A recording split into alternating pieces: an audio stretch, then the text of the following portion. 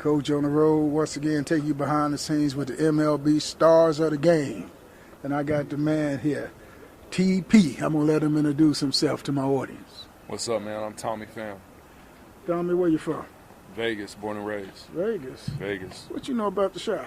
Just a little bit. Man. All right, we're taking our youngsters behind the scenes of what it's like being a Major League ball player. Every kid's dream of playing in the big leagues. T in the big leagues. What's that feeling like? I love it, man. I live, I breathe this stuff.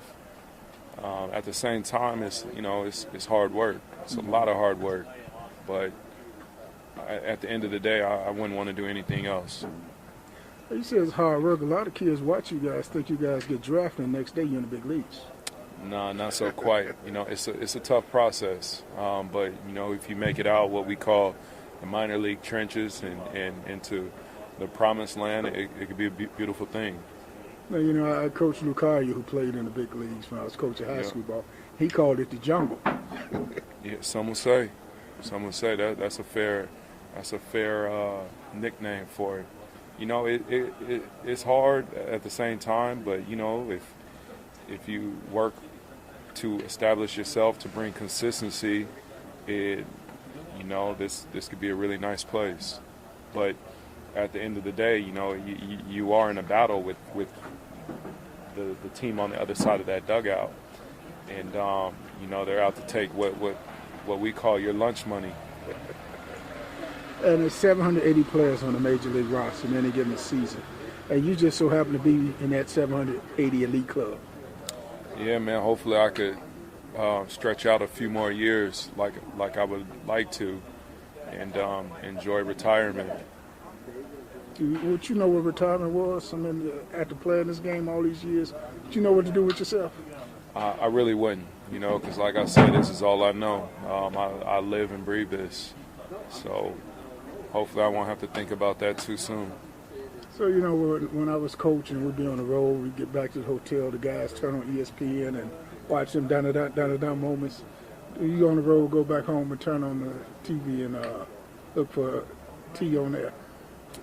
I'll throw on MLB Network to watch the highlights around the league to see how certain guys are doing, because that helps us with preparation. Like we got an up and coming series against St. Louis. See how they're performing, so that you kind of know. But other than that, while that TV's on, I'm doing other stuff. Talking to my family on the phone, whatnot. Just that's kind of just in the background. But you ain't watching yourself for the highlights? No, we got all that. We have all that in the iPads. Oh, okay. You be on your iPod watching yourself. You got a highlight film. No, I mean, I'm past that stage now. I've been in the game long enough to where it's another thing. Right. So how do you go about mentoring the younger players, and how do older players go about mentoring you when you were younger in the game? I just kind of lead by example, man. Guys see how I go about my business already, and how detailed oriented I am with it, and they've taken notice to that and kind of added to their routine.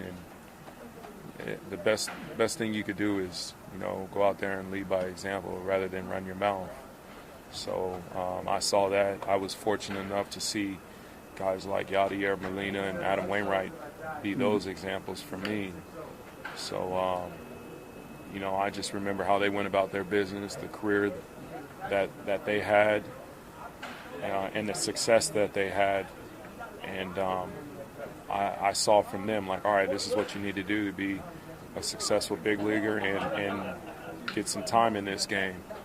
And I always remember that. And guys just kind of see me go about my business, how diligent I am with my work, and how detailed I am with my work as well. So there's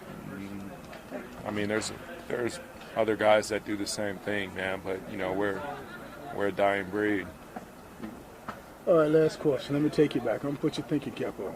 Every kid dreams of playing in the big leagues. Time to get that call, going to the big leagues, walking that locker room for the very first time, see a uniform hanging up. What was that feeling like? a sense of relief, you know. For me, my journey was a little bit longer due to the injuries. You know, nobody really kind of doubted my ability. It was just I couldn't stay healthy for a good amount of years. I had some really tough surgeries, surgery in both shoulders. I hurt my wrists, and I lost 3 years in the minors because of that. So it kind of delayed my big league debut, and it was unfortunate timing for me because once I got to Double-A, everything kind of clicked for me as a player. I started putting everything together. It's just that the injuries came in Double-A, and I just really had to wait and make sure I was healthy. But when I first saw that uniform, it was number 60. When I was in Cincinnati, I got called up, and it was just like, man, everything I worked for, you know, I'm finally here. Now I got to do everything to stay here.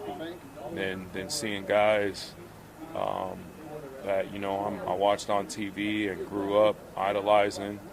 I remember shortly after, you know, we played against, the Pirates. I got to see McCutchen, prime McCutchen.